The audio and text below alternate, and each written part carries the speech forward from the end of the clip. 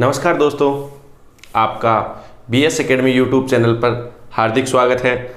पिछले वीडियो में हमने ब्लड से related blood RBC, WBC, platelets और रक्त का संगठन का अध्ययन किया था। इस पार्ट में, इस वीडियो में हम ब्लड ग्रुप और ब्लड ग्रुप की जेनेटिक्स के बारे में स्टडी करेंगे और आपको इस प्रकार से स्टडी करवाई जाएगी ताकि आप कंपटीशन एग्जाम में आने वाले क्वेश्चनों को आसानी से सॉल्व कर सकें। देखिए, ब्लड ग्रुप,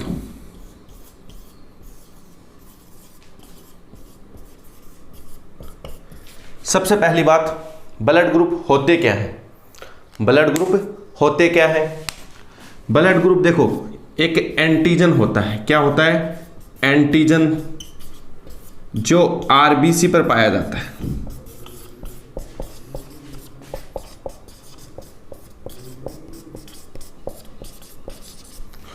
ब्लड ग्रुप होता है जो RBC पर पाया जाता है, जो आपकी रक्त कणिकाएं होती हैं उन पर पाया जाता है।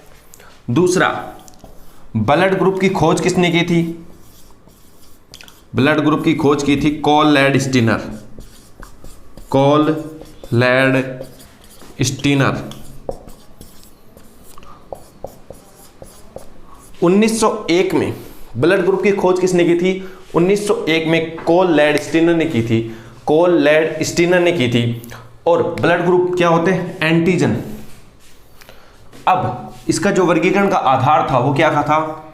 एंटीजन के आधार पर। किसके आधार पर किया गया था इनका वर्गीकरण? एंटीजन के आधार पर। जो ब्लड ग्रुप का वर्गीकरण था किस आधार पर किया गया? एंटीजन के आधार पर किया गया था। एंटीजन के आधार पर किया गया था। ब्लड ग्रुप की खोज किसने की थी? कॉल लैंड-स्टीनर ने की थी। एंटीजन कहाँ पाया जाता है? रक्त कणिकाओं पर, मुख्यतः RBC पर। एंटीजन की उपस्थिति और अनुपस्थिति के आधार पर ब्लड ग्रुप 4 होते हैं, AB और O। आप सभी को पता है ब्लड ग्रुप 4 प्रकार के होते हैं, AB और O। अब देखो, सबसे मेन पॉइंट, एंटीजन, इनमें जो नाम है एंटीजन वही होगा। इसमें एंटीजन होता है A, इसमें होता है B, इसमें होता है A और B, इसमें अनुपस्थित होता है। क्या होता है? अनुपस्थित होता है। एंटीजन क्या होता है? अनुपस्थित होता है। अब हम देखते हैं, देखो, बहुत ही शानदार ब्लड ग्रुप के बारे में जो डिटेल है वो मैं बताने जा रहा हूं आपको। ब्लड ग्रुप देखो, एक होता है एंटीजन,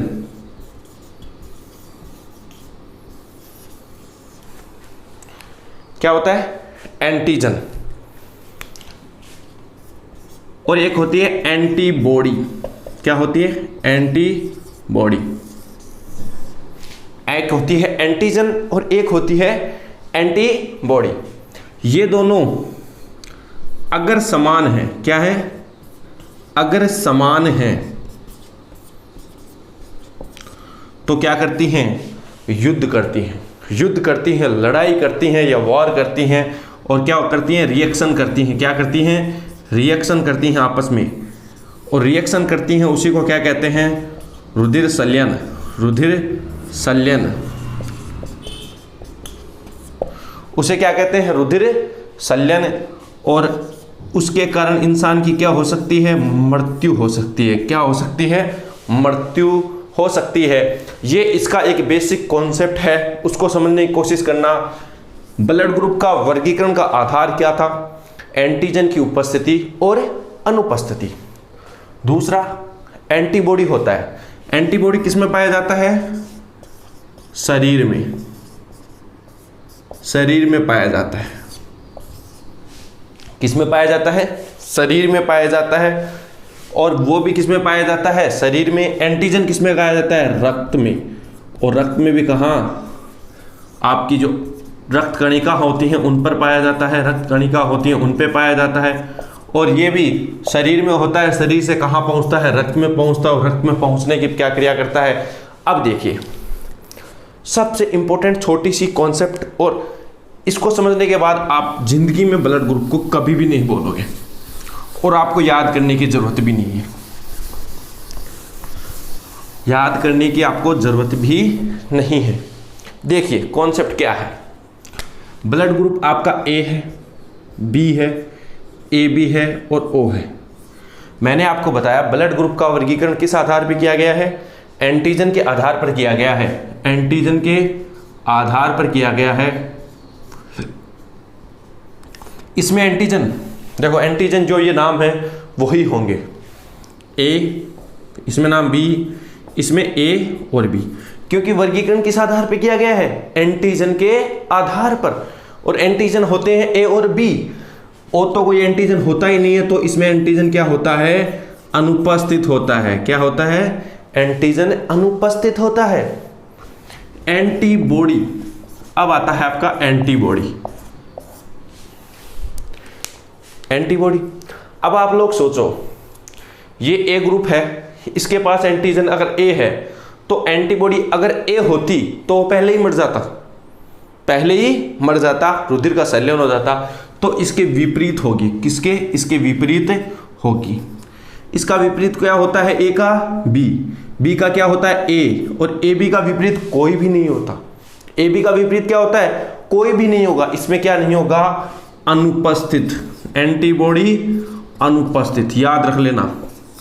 और तीसरा, इसमें कोई भी नहीं है, तो यहां कौन होगा? ए और बी। ये कॉन्सेप्ट जिसके समझ में आ गया वो ब्लड ग्रुप आसानी से समझ सकता है। इसके अलावा ब्लड ग्रुप में कुछ भी नहीं है, कुछ भी नहीं है। और एक कॉन्सेप्ट आपको याद रखना है, एंटीजन और एंटीबॉडी अगर समान है, समान मतलब अगर ए के पास ए है तो वो क्या हो जाएगा? संलयन, और क्या हो जाएगा? मृत्यु। मृत्यु मतलब स्वर्गलोक। कहां चले जाओगे? स्वर्गलोक में चले जाओगे। और यहां पे अब देखो, डिटेल से इसको समझने की जरूरत है, बस यही समझने की जरूरत है। एंटीजन और एंटीबॉडी, जो ब्लड ग्रुप का वर्गीकरण था वो किस आधार पे किया गया? एंटीजन की उपस्थिति और अनुपस्थिति के आधार पर 4 प्रकार का होता है, ए बी और ओ। ए ब्लड ग्रुप होता है ए, बी और बी, और ओ के पास अनुपस्थित होता है। अब अपन चलते हैं आगे।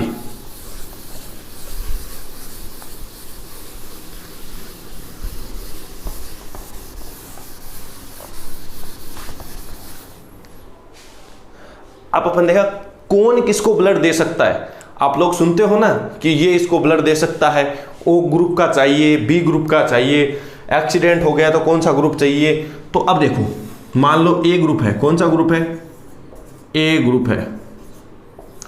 अगर इसका ब्लड आप किसको दे रहे हो? ओ ग्रुप को। किसको दे रहे हो? ए ग्रुप का ब्लड आप ओ ग्रुप को दे रहे हो। अगर व्यक्ति ए ग्रुप का है, उसका ब्लड अगर ओ ग्रुप को दिया जाता है तो क्या होता है? देखिए क्या होता है वो देखिए। ए ग्रुप के पास एंटीजन कौन सा है? सभी को पता है एंटीजन कौन सा है? ए। कौन सा एंटीजन है? नोट कर लेना, ए। और जो आपका ओ ग्रुप है उसके पास एंटीजन तो आपको देखना ही नहीं है। एंटीजन यहां है तो यहां क्या देखोगे? देने वाले के पास क्या देखोगे? एंटीबॉडी देखना है। एंटीबॉडी। एंटीबॉडी कौन सी है इसके पास? ए और बी। अब आप लोग देख लो, इसमें बस आपको आंसर कुछ नहीं करना। इसमें और इसमें कोई कॉमन है क्या? इन दोनों में कोई कॉमन है क्या? अगर समान है, समान हो गए ना, देखो ये रहे एंटीजन और एंटीबॉडी समान हो गए तो क्या हो जाएगी? रिएक्शन। और रिएक्शन हो जाएगी तो क्या हो जाएगा? रुधिर का संलयन। रुधिर का क्या होगा? संलयन। और क्या होगा? संलयन होगा तो क्या होगा? मृत्यु। संलयन होगा तो क्या होगा? मृत्यु। इसलिए ओ ग्रुप को ए ग्रुप का ब्लड नहीं दिया जाता। कारण समझ गए? दूसरा और समझाता हूं आपको मैं कि किस प्रकार से उस दूसरे को सोल्व आप कर सकते हो। देखो, आप समझने की कोशिश करना। अब अगर मैं ए ग्रुप का ब्लड किसको दे दूं? ए बी ग्रुप को दे दूं तो क्या होगा? रटना नहीं है, समझना है। इसके पास एंटीजन क्या होता है? A antigen.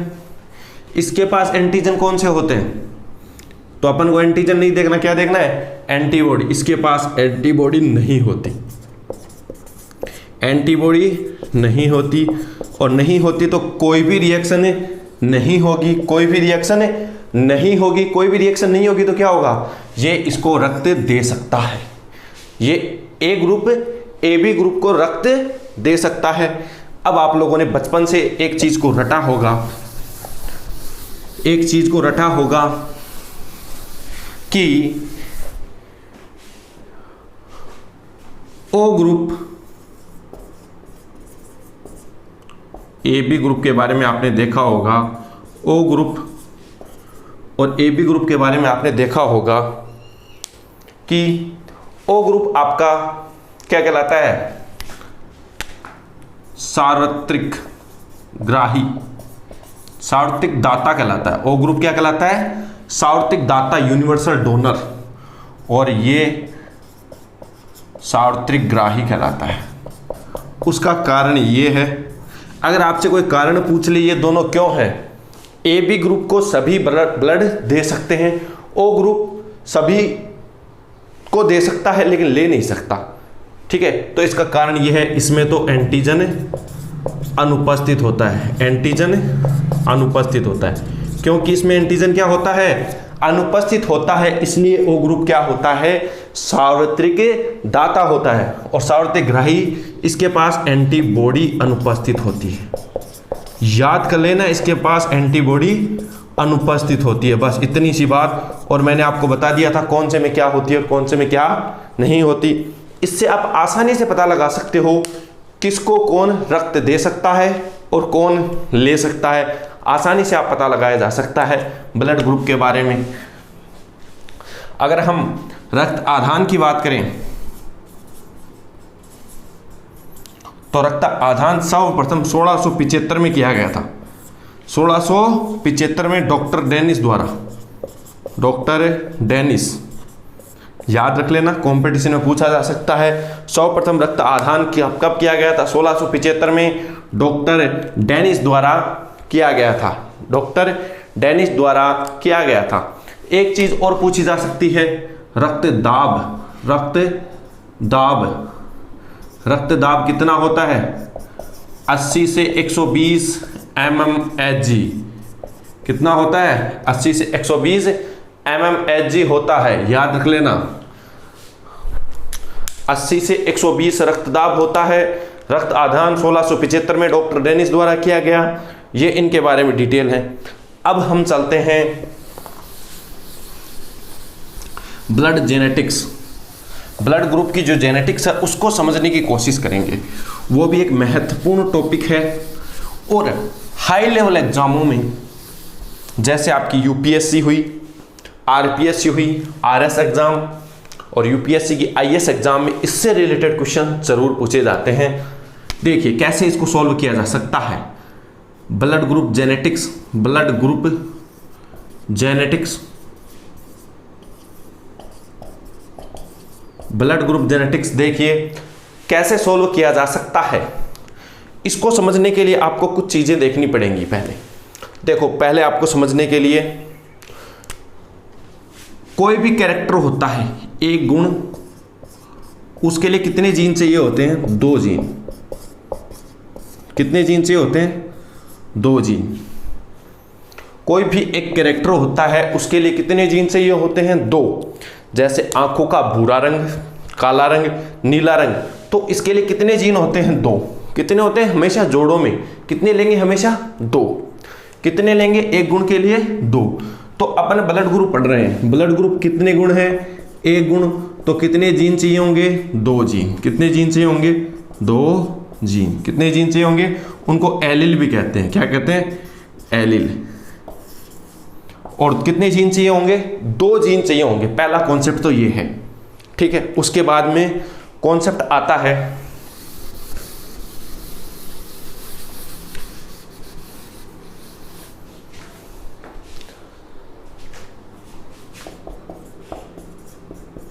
ब्लड ग्रुप के लिए टोटल जीन कितने होते हैं? 3 जीन होते हैं। कौन कौन से होते हैं? अपन को एक गुण के लिए कितने चाहिए? 2 जीन। ब्लड ग्रुप में कितने तीन जीन कौन कौन से, ए बी और ओ, ए और बी और ओ। और अपन को एक गुण के लिए कितने चाहिए होते हैं, 2। एक गुण के लिए जीन कितने चाहिए होते हैं, 2। तो आप देखो अपने पास हैं कितने, 3, अपन को चाहिए 2, कितने चाहिए, 2। तो इन सब में से क्या बना लो, जोड़े बना लो, इनके 2-2 के जोड़े बना लो अलग अलग तरीके से। देखो अगर ए बी और ओ है तो कितने जोड़े बनाए जा सकते हैं। देखो पहला जोड़ा आपका हो सकता है एक ये आई ए और आई ए, दोगे ना 1 और 2 जीन, ठीक है। अगर दूसरा मैं देखूं तो आई बी और आई बी, इसमें भी कितने हो गए, 1 और 2। तीसरा मैं देखूं आई ओ और आई ओ। अब ये मत पूछना आई कहां से आया है, तो आई इसके लिए यूज करते हैं हम ब्लड ग्रुप के लिए, और ये भी 2, 1 और 2, ठीक है। 3 तो ये हो गए, 1 2 और 3, ठीक है। फोर्थ हो सकता है आपका आई ए और आई बी, 1 नंबर, 2 नंबर, 3 नंबर और 4 नंबर, ठीक है। ये तो आपके ब्लड ग्रुप हो गए। अब आपके एक और हो सकता है आई ए और आई ओ, ये भी हो सकता है, और एक हो सकता है आई बी और आई ओ। कितने हो गए, 5 और 6। तो कितने जोड़े बन सकते हैं, 6 जोड़े। तो 3 जीन से कितने जोड़े बन सकते हैं, 6 जोड़े बन सकते हैं। कितने जोड़े बन सकते हैं, 6 जोड़े बन सकते हैं। अब इन 6 जोड़ों के बारे में अपन अध्ययन करेंगे बहुत आसान तरीके से। देखो वीडियो को देखते रहिए, अब बहुत ही आसान तरीके से आप लोग समझ जाओगे। जिंदगी में कभी भी भूलने की समस्या नहीं होगी, आप कभी भूल ही नहीं पाओगे, एक बार आपने देख लिया तो। देखो आई ए और आई ए, आई बी और आई बी, आई ओ और आई ओ, आई ए और आई बी, आई ए और आई ओ, और आई बी और आई ओ। कितने जोड़े हो गए, 6 जोड़े हो गए। किसी गुण के लिए कितने 2 जीन चाहिए होते हैं, एक गुण के लिए कितने चाहिए होते हैं, 2 अपने पास है। तो अब जेनेटिक्स में 2 वर्ड आते हैं, एक तो आता है समयुग्मजी और एक होता है विषम युग्मजी। क्या होता है, विषम युग्मजी। एक वर्ड आता है समयुग्मजी और एक आता है विषम युग्मजी। सम का मतलब होता है समान, और इन दोनों में से दोनों क्या कहलाते हैं, एक एक क्या कहलाता है, युग्मक। तो युग्मकी। अगर इन दोनों में जो नीचे वाला अक्षर है वो समान है, ये अक्षर अगर समान है तो वो क्या कहलाएगा, समयुग्मजी। क्या कहलाएगा, समयुग्मजी। क्या कहलाएगा, समयुग्मजी। दोनों समान है तो क्या कहलाएगा, समयुग्मजी। अगर ये नीचे वाला अक्षर अलग अलग है, अलग अलग है, अलग अलग है, तो क्या कहलाएगा, विषम युग्मजी। समझ गए। तो आप लोग बता सकते हो ये क्या होगा, सम, ये क्या होगा, सम, और ये क्या होगा, सम, और ये क्या होगा, विषम, और ये भी क्या होगा, विषम, और नीचे वाला भी क्या होगा, विषम। तो 3 विषम है, 3 सम है, ठीक है, सम और विषम। अब आप लोग देखिए, एक चीज और आती है, वो है प्रभावी। क्या होता है, प्रभावी, अप्रभावी और सहप्रभावी।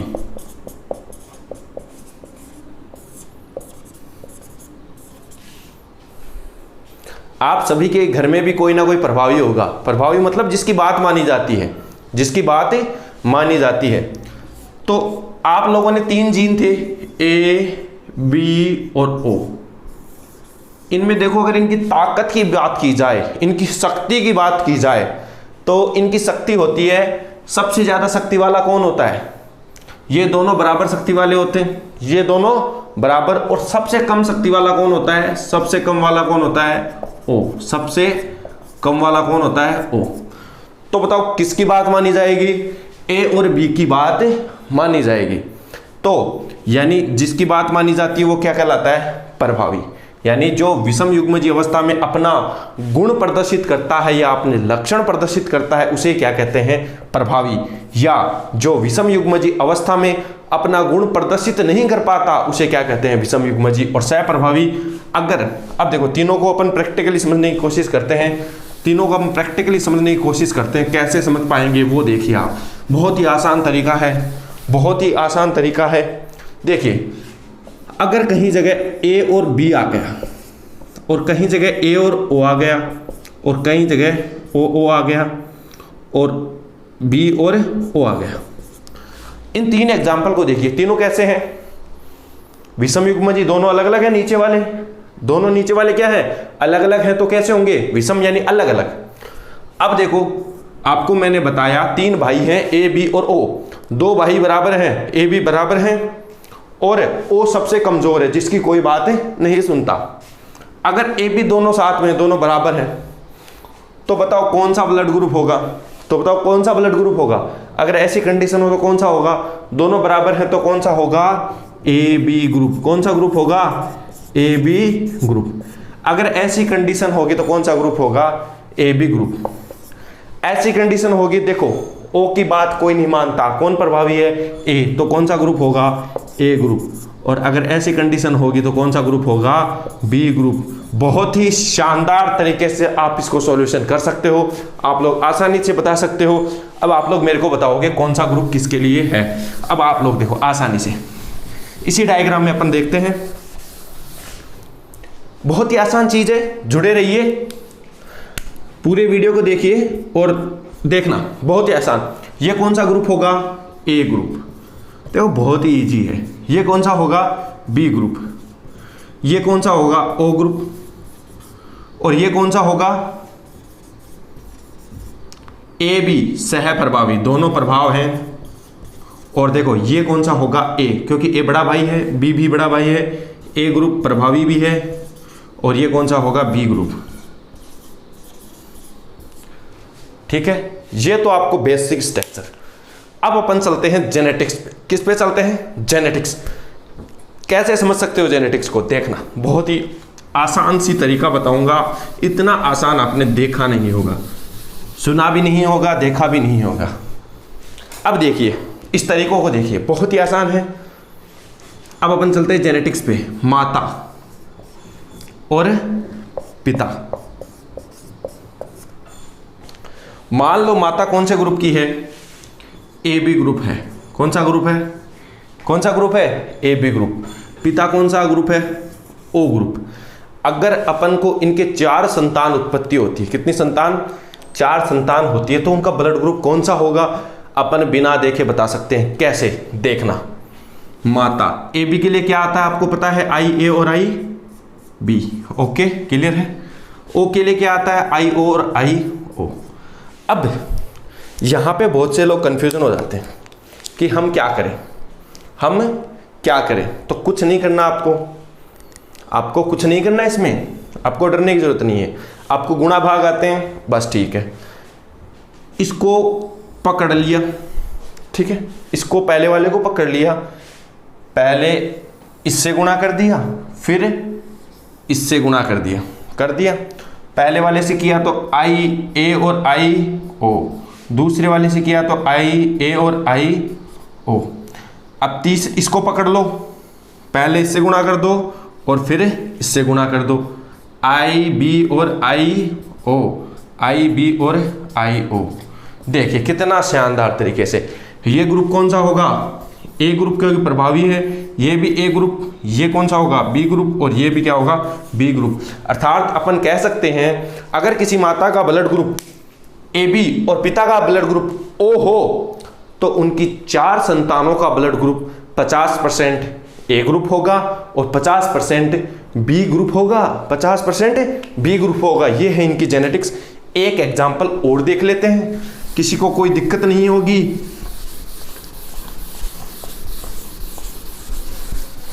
किसी को कोई भी दिक्कत नहीं होगी, देखना बहुत ही आसान तरीके से आप निकाल सकते हो। अगर माता क्या हो, माता और पिता, माता और पिता है दो आपके। अगर माता कौन से ग्रुप की हो, ए ग्रुप की, कौन से ग्रुप की हो, ए ग्रुप की, और ए ग्रुप भी कैसा हो।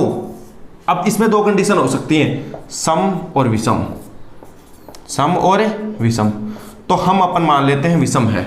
तो आई ए और आई ओ, आई ए और आई ओ, अगर बी ग्रुप, यहाँ पे बी ग्रुप हो और वो भी कैसा हो, विषम, मतलब विषम का मतलब क्या समझते हो ना, विषम का मतलब आई बी और ए दोनों अलग अलग, नीचे वाले अक्षर दोनों अलग अलग। अब वही काम, इसको पकड़ लो, इससे गुणा कर दो, इसको पकड़ लो, इससे गुणा कर दो, आई ए और आई बी, आई ए और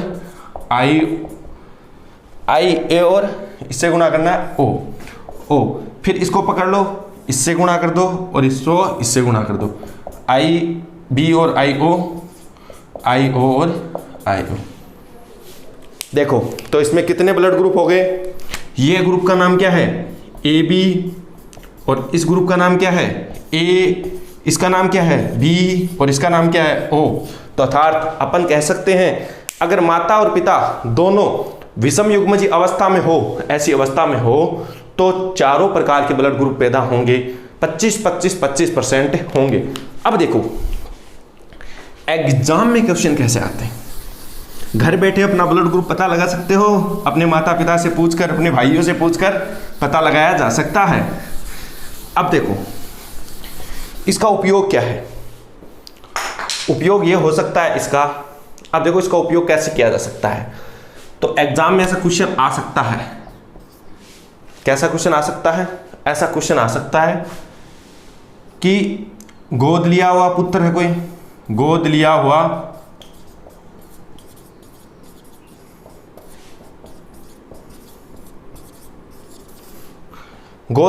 पुत्र है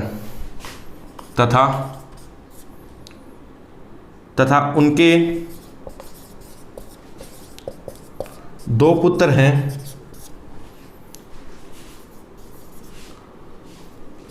एक गोद लिया हुआ पुत्र है और दो पुत्र क्या हैं, उनके हैं। माता का ग्रुप है, माता का ए बी और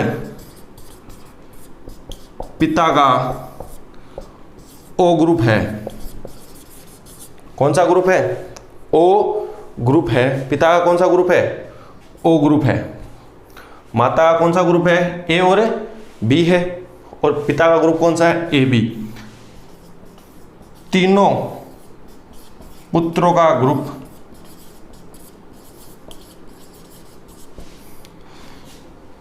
है ए बी और ओ। बताइए गोद लिए हुए पुत्र का ब्लड ग्रुप। बहुत ही शानदार सवाल है जो आईएएस एग्जाम में आया हुआ है। किस में आया हुआ है, आईएएस एग्जाम में। देखो कैसे सॉल्व किया जा सकता है अगर आपने सही से देखा है। आपको कुछ भी नहीं करना, गोद लिया हुआ पुत्र है, माँ बाप से नहीं आएगा ब्लड ग्रुप उसमें, पहली बात तो ये। उनके दो पुत्र हैं, माता का ए बी। सबसे पहले इसकी जेनेटिक्स देखो, सबसे पहले इसकी जेनेटिक्स देखो। अगर इसकी जेनेटिक्स मैं ऊपर लिख रहा हूं, इसकी जेनेटिक्स देखोगे आप तो देखना इसकी जेनेटिक्स कैसे होगी, गौर से देखना इसकी जेनेटिक्स कैसे होगी। ए बी के लिए आई ए और आई बी, और ओ के लिए होता है आई ओ और आई ओ। वही इसको पकड़ लो, आई ए और आई ओ, आई ए और आई ओ, आई बी और आई ओ, आई बी और आई ओ। चारों में देखो कौन सा, इसमें ए ग्रुप, इसमें भी ए ग्रुप, इसमें बी ग्रुप, इसमें भी बी ग्रुप। अब ये तो माता पिता से प्राप्त हुए, किससे हुए, माता और पिता से। दो ग्रुप माता और पिता से कौन से आए हैं, ए और बी। तो गोद लिए हुए पुत्र का कौन सा ब्लड ग्रुप होगा, ए बी तो हो नहीं सकता, तो कौन सा होगा, ओ ग्रुप। कौन सा होगा, हो सकता है, कौन सा ग्रुप हो सकता है, ओ ग्रुप हो सकता है। इस प्रकार